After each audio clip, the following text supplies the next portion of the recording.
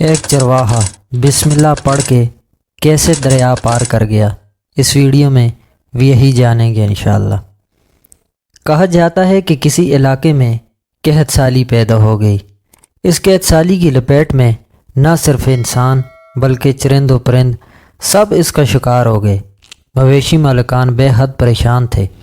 اس دوران ایک مسجد کے مولوی نے جمعہ کے خطبے میں نہایت یقین کے ساتھ یہ بات بتائی کہ اللہ کا نام لے کر یعنی بسم اللہ پڑھ کر دریا کو حکم دیا جائے تو وہ بھی نافرمانی نہیں کرتا۔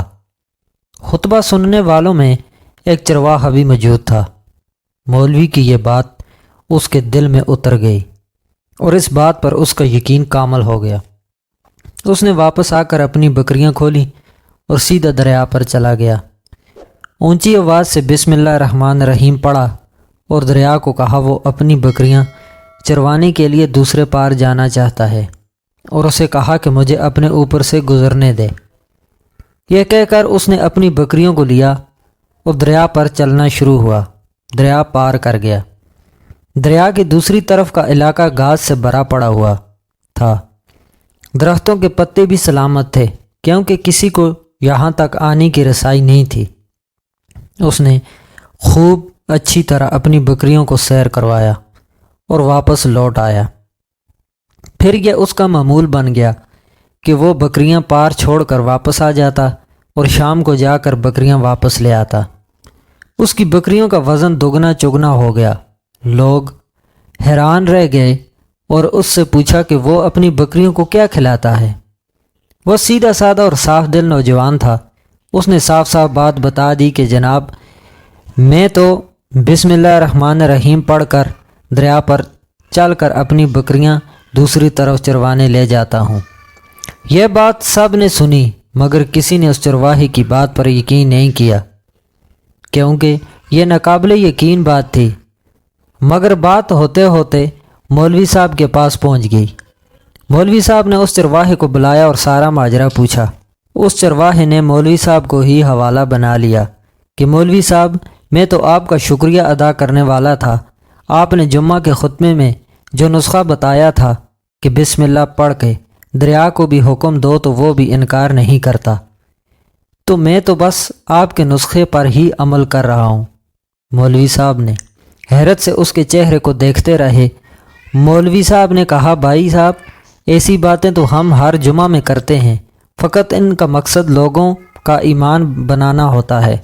مگر بکریوں والا ڈٹا رہا کہ میں تو بس بسم اللہ کہہ کے پانی پر چلتا ہوں اور بکریوں سمیت چلا جاتا ہوں۔ آخرکار مولوی صاحب نے صبح خود یہ تجربہ کرنے کی ٹھانی، جسے دیکھنے چرواہے سمیت پورا علاقہ بھی آ گیا۔ مجمع زیادہ تھا۔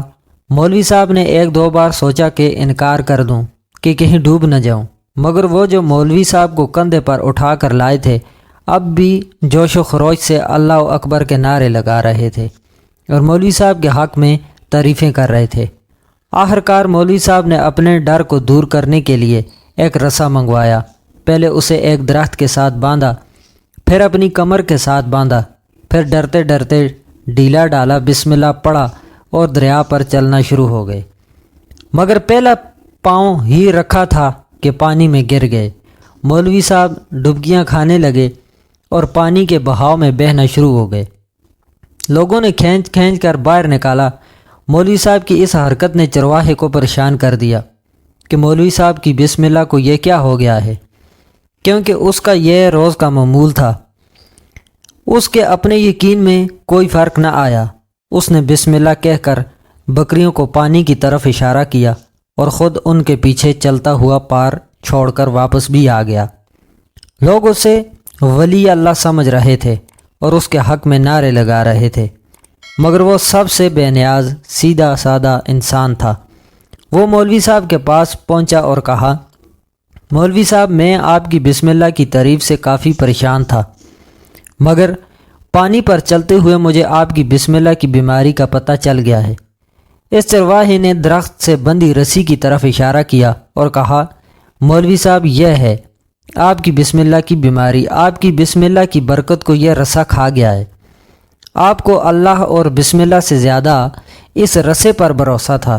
لہٰذا اللہ نے بھی آپ کو رسی کے حوالے کر دیا۔ پھر کہنے لگا، مولوی صاحب آپ بھی کمال کرتے ہو، میں نے آپ کے منہ سے سنا اور یقین کر لیا، اور میرے اللہ نے میرے یقین کی لاج رکھ لی، مگر آپ نے اللہ کا کلام سنا مگر یقین نہیں کیا، لہذا آپ کو اللہ نے رسوا کر دیا۔ محترم عزیز دوستو، آج کچھ یہی حال ہمارا بھی ہے، ہماری نمازوں اور دعاؤں کا حال بھی یقین سے خالی ہے۔